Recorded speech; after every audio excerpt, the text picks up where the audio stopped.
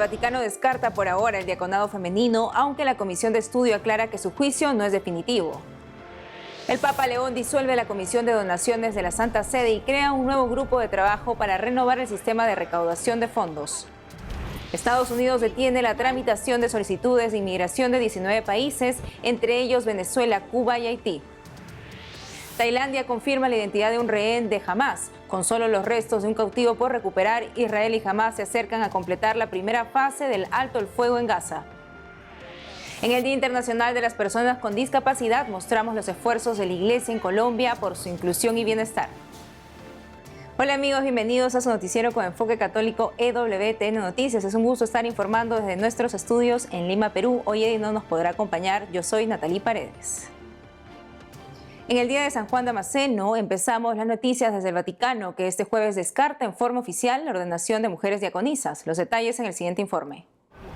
Con 7 votos contra 1, la Comisión de Estudios sobre el Diaconado Femenino presentada al Papa Francisco por el cardenal Giuseppe Petrocchi determinó que no es posible admitir mujeres al diaconado como grado del sacramento del orden bajo el marco actual. Aún así, el informe subraya que por el estado actual de la investigación no se permite emitir un juicio definitivo. Uno de los puntos centrales del debate es la presencia histórica de las diaconisas en la Iglesia.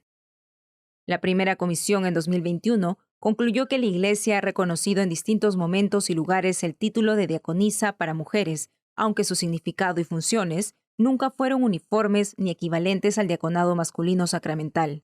La segunda comisión del Vaticano profundizó esta visión, concluyendo que el diaconado femenino no fue entendido como el simple equivalente femenino del diaconado masculino y no parece haber revestido un carácter sacramental. A raíz del sínodo, se recibieron muchos aportes sobre el diaconado femenino, pero solo 22 personas de pocos países enviaron documentación. Por eso la comisión concluyó que ese conjunto de opiniones no representaba a toda la Iglesia. El cardenal Petrocchi subraya que esta comisión no puede resolverse solo con datos históricos y que, en última instancia, corresponde al magisterio emitir un juicio doctrinal. En una entrevista en septiembre de este año con la corresponsal en Roma de Crux, el Papa León XIV descartó la ordenación de diaconisas y cambios en la doctrina de la Iglesia. La gente quiere que cambie la doctrina de la Iglesia, que cambien las actitudes. Creo que debemos cambiar las actitudes antes que la doctrina de la Iglesia. Aunque la Iglesia no aprobó el diaconado femenino, el documento aprobado sostiene que sí hay consenso en impulsar nuevos ministerios para mujeres, valorar la diaconía bautismal y promover una corresponsabilidad real en la vida eclesial. El cardenal Petrocchi concluye recomendando al Papa León XIV seguir una línea de prudencia doctrinal en su discernimiento, así como continuar el estudio teológico del diaconado y abrir nuevos espacios ministeriales para las mujeres sin recurrir a la ordenación sacramental. Por otro lado, el Vaticano informa que el Papa León XIV suprimió la Comisión para las Donaciones de la Santa Sede, creada por Francisco en 2025, para promover aportes de fieles y otras fuentes. Ahora los fondos recaudados pasarán al presupuesto general de la Santa Sede.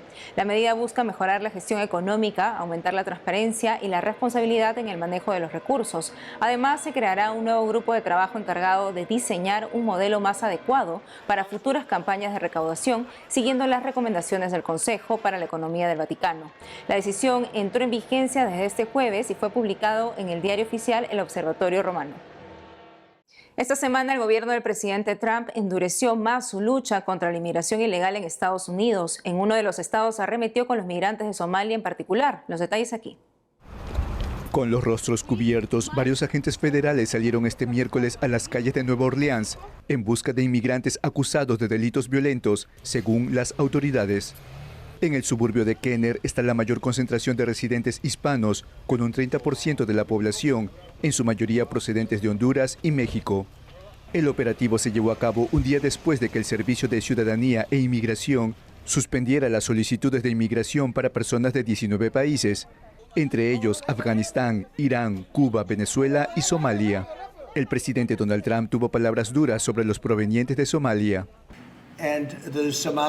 Los somalíes deberían largarse de aquí. Han destruido nuestro país y lo único que hacen es quejarse, quejarse y quejarse. Lo que Somalia y el pueblo somalí le han hecho a Minnesota es increíble, es increíble. Y gran parte de ello empieza con el gobernador. Gran parte de ello empieza con Barack Hussein Obama, porque fue entonces cuando la gente empezó a llegar. En Minnesota viven más de 80.000 somalíes, según el alcalde de Minneapolis, quien salió en defensa de este grupo de migrantes. La gente somalí ha sido un beneficio para nuestra ciudad, nuestros policías, muchos de los cuales son somalíes. Son socios de confianza para garantizar la seguridad. No colaborarán con ninguna agencia federal para hacer cumplir la ley de inmigración. En Minneapolis hubo protestas. No tengo miedo, no hay nada que temer. Hay una constitución en este país y tenemos derechos. Y cada uno de nosotros tiene derechos y no tenemos miedo. El presidente Trump está casado con un inmigrante. Armar a ICE para atacar a estadounidenses somalíes negros, eso no es política de inmigración. Esto es racismo que se dirige desde la oficina del presidente. Según la encuesta sobre la comunidad estadounidense, en 2024 vivían en Estados Unidos unas 260.000 personas de origen somalí. Casi el 58% de los somalíes de Minnesota nacieron en Estados Unidos. De los somalíes nacidos en el extranjero que viven en Minnesota, el 87% son ciudadanos estadounidenses naturalizados. Muchos somalíes huyeron a Estados Unidos en medio de una larga guerra civil en su país de África Oriental. A fines de noviembre, la ONU indicó que se espera que 1,85 millones de niños menores de 5 años sufran desnutrición aguda hasta mediados de 2026 en Somalia.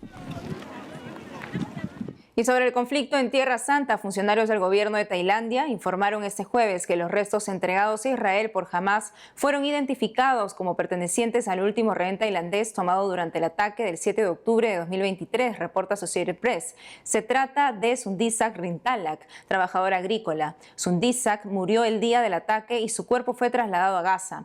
La devolución de todos los rehenes es un elemento clave de la primera fase del alto el fuego negociado por Estados Unidos, que comenzó en octubre y que tanto Hamás como Israel se acusan mutuamente de romper, recuerda Associated Press. Con solo un rehén restante, las partes están cerca de concluir la primera fase del alto el fuego. Escuchemos cómo viven estos días los refugiados y religiosos en la única parroquia en Gaza. Este es el reporte del padre Gabriel Romanelli desde su diario virtual.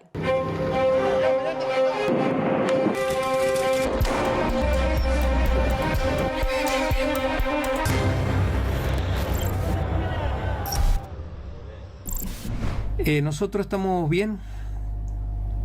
Hoy ha sido un día también muy cargado. Hemos tenido la escuela con los cursos más chiquitos. Las hermanas siguen trabajando con todo. Hay que hacer un monumento a las religiosas, la labor que hacen. Están ahora con los preparativos de la Navidad, el pesebre, el árbol grande de Navidad. Adentro de la iglesia no vamos a hacer. Antes hacíamos uno afuera también para una fiesta externa, pero evidentemente, dadas las circunstancias, esa fiesta externa no va a pasar. Entonces vamos a hacer el acto, el árbol adentro, ya está preparado, lo van a terminar después los niños poniéndolo, adornándoles con los adornos típicos de la Navidad. Y bueno, el pesebre muy, muy hermoso. Después están haciendo escenas del pesebre viviente, escenas de Navidad. No va a ser todo el pesebre viviente completo, porque no hay espacio, porque no hay tiempo. Entonces estamos preparando para que sea delante del altar, unos días antes de Navidad. Al mismo tiempo se escuchan muchos tiros, muchos tiroteos. Al parecer hubo una operación militar en donde fueron heridos varios soldados. No se sabe de qué zona, pero es verdad que en la zona cercana a nosotros, que se llama Shujaia o Zeytún Este, se siguen escuchando muchos ruidos. De hecho, tenemos que evaluar si va a ser seguro o no mañana dar clases. Esperemos que todo termine y que no degenere en algo peor.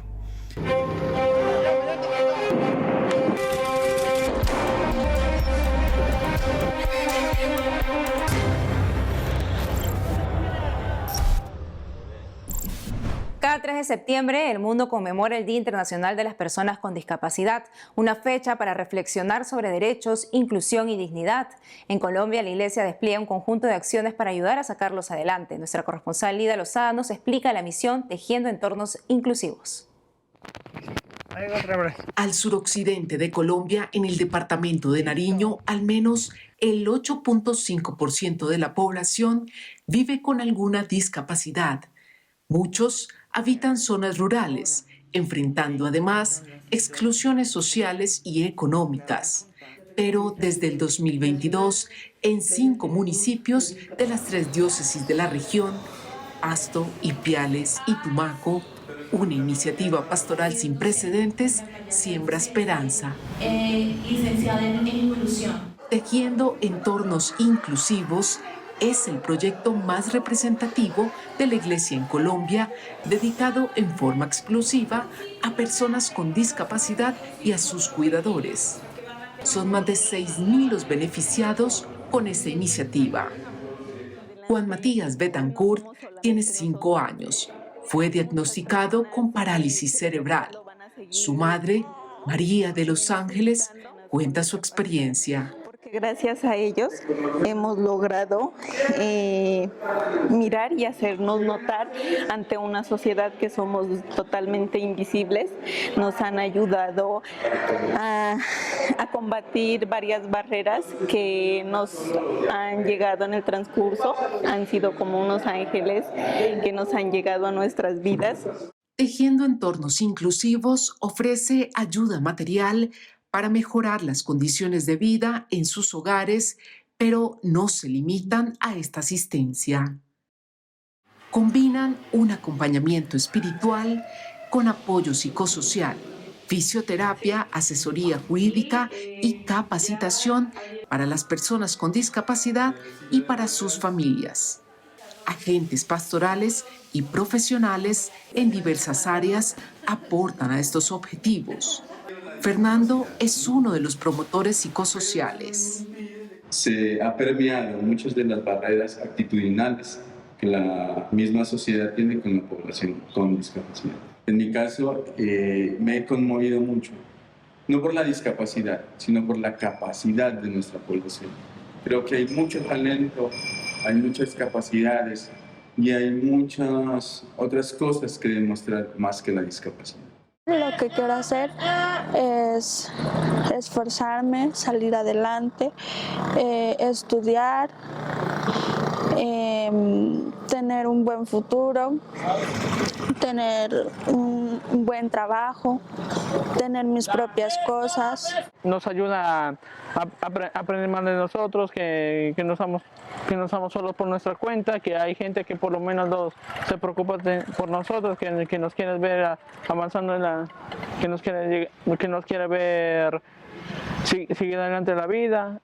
Más de 40 personas formadas en este proceso hoy hacen parte de los comités de discapacidad de sus localidades o municipios, lo que les permite tener mayores oportunidades de incidencia en política pública y por ende garantías para sus derechos.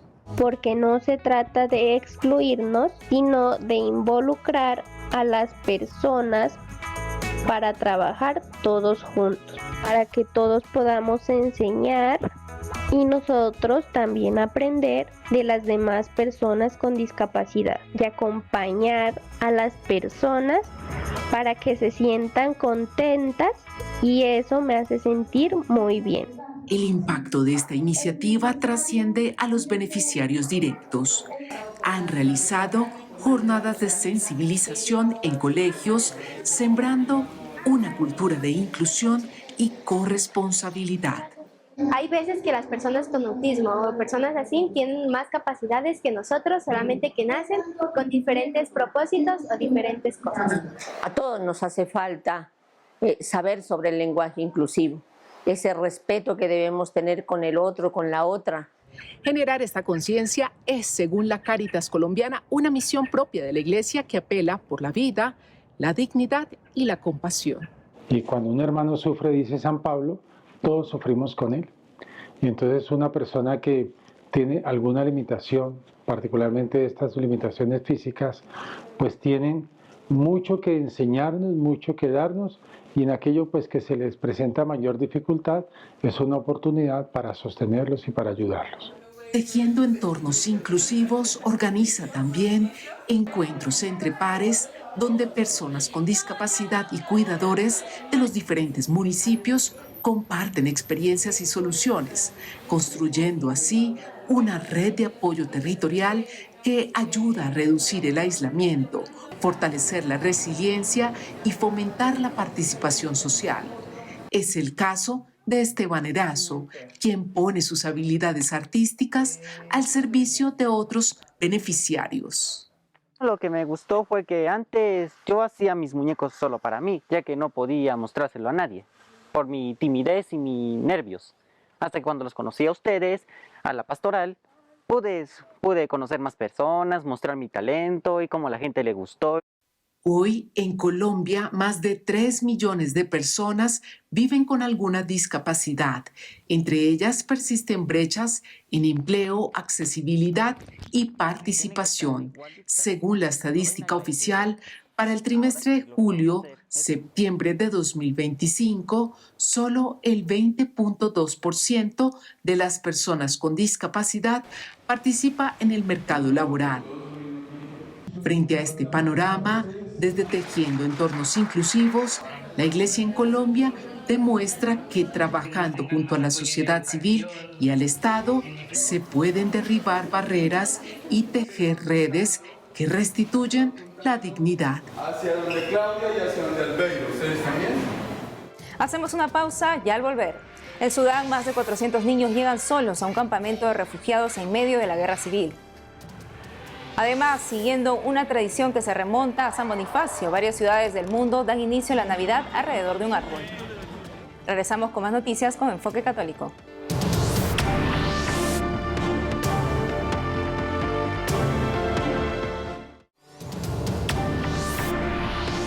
Y en Sudán, cientos de niños permanecen en un campo de refugiados rescatados de la violencia en Darfur Occidental, reporta Associated Press.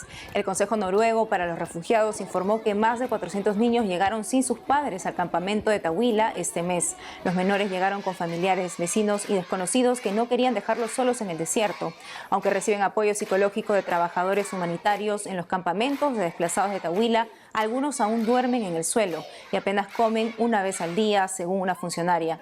Sudán enfrenta una guerra civil entre rebeldes y el ejército del gobierno desde 2023. La Organización Mundial de la Salud afirma que los combates han causado la muerte de al menos 40.000 personas y han desplazado 12 millones de habitantes. Escuchemos a la directora de promoción del Consejo Noruego para los Refugiados y a una ciudadana sudanesa, ambas a cargo del cuidado de los niños. Esta tienda de campaña a mi alrededor es el único espacio seguro que tienen los niños y esta parte del campamento es el único lugar donde pueden jugar, cantar y dibujar, el único espacio donde pueden volver a ser niños. Vemos niños cuidando a otros porque sus padres han desaparecido al ser detenidos. Todos están traumatizados por lo que está sucediendo. Por eso pedimos más educación durante la emergencia. Esto es fundamental cuando tantos niños están pasando por el terrible trauma de haber pasado hambre durante 18 meses, perdiendo a sus familiares y luego de un viaje terrible hasta Tawila.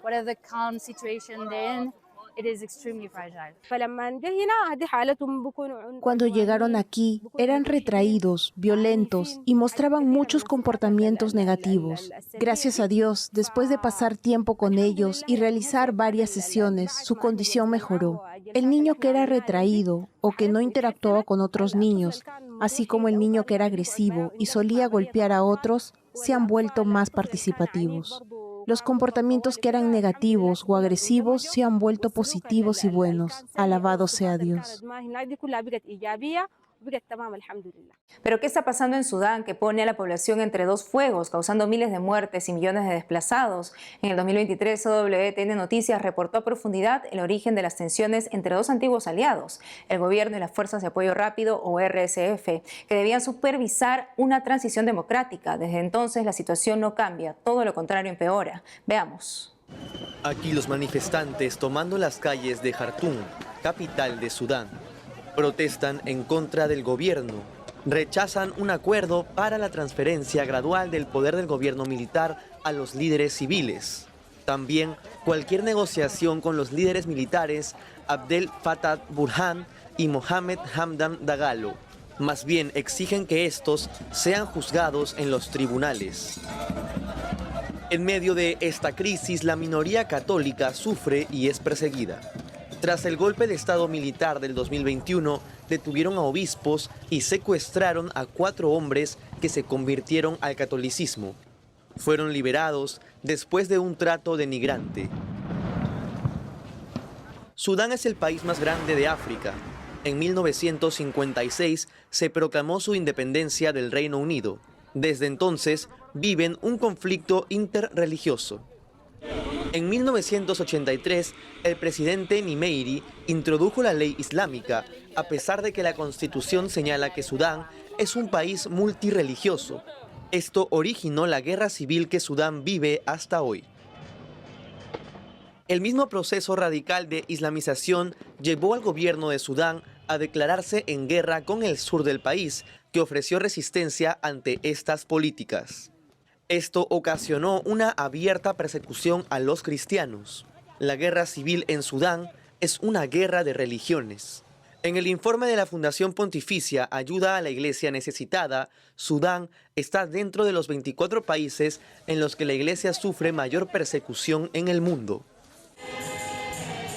En Sudán los católicos son menos del 4% en una población de 45 millones de habitantes. La Iglesia Católica cuenta con una arquidiócesis en Jartum y una pequeña diócesis en Obeid. Hasta el 2020 en Sudán había solo 42 parroquias y 65 sacerdotes. Por la persecución, muchas veces los católicos son obligados a celebrar la Santa Misa en mitad del desierto para refugiarse de los ataques. El caso más impactante fue el de Meriam Yahaya, una joven de 27 años condenada a muerte por convertirse al cristianismo. Fue llevada a prisión y le dieron 3 días para volver al Islam. Por la presión internacional salió en libertad. En julio de 2014, el Papa Francisco la recibió en el Vaticano. Los líderes del golpe de Sudán y el principal grupo a favor de la democracia firmaron un acuerdo a principios de diciembre para establecer un gobierno de transición liderado por civiles. Sin embargo, tras las protestas, aún la situación sigue igual. Varias ciudades en el mundo inician el Adviento con el encendido del árbol de Navidad, un símbolo cristiano que se remonta a San Bonifacio en el siglo VIII. Según la tradición, el santo inglés fue quien instauró el primer árbol de Navidad. Veamos cómo esta tradición se mantiene hasta hoy.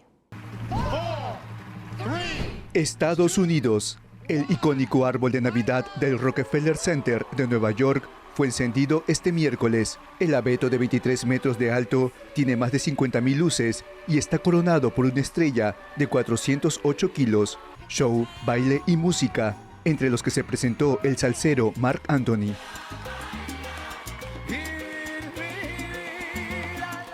Brasil.